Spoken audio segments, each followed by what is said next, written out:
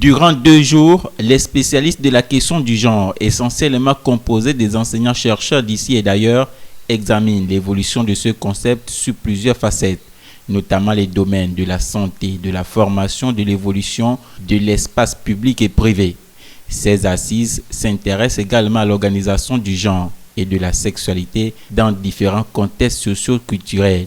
Il s'agit de traiter les enjeux, les problèmes, les tensions et les contradictions qui se déploient simultanément sur le genre et la sexualité au sein des différentes sociétés. Nous sommes dans un contexte où nos sociétés sont à la croisée des chemins, où de plus en plus on parle de la question de parité dans les sociétés de l'Europe et d'Amérique du Nord, et que dans un contexte essentiellement marqué par la mondialisation et les flux des échanges entre le Nord et le Sud, nos sociétés gabonaises ou d'Afrique centrale n'y échappent pas.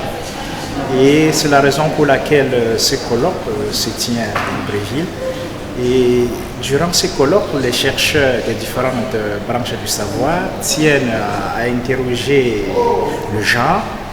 Et d'emblée, il faut savoir que le genre, c'est un concept utilisé en sciences sociales pour désigner les différences non biologiques entre les hommes et les femmes, mais beaucoup plus pour les différences sociales.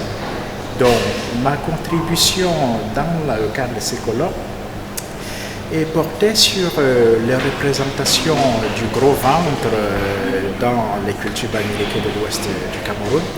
Donc, il était question pour moi de montrer que dans cette culture, le gros ventre varie en fonction du sexe, en fonction de son porteur et également en fonction des époques.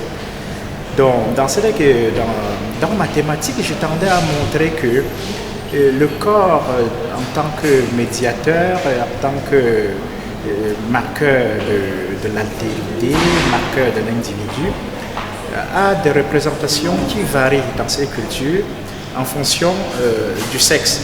L'objectif est d'une part de comprendre les représentations, les organisations et les logiques d'action qui rendent possible les persistances des inégalités de genre en matière de sexualité.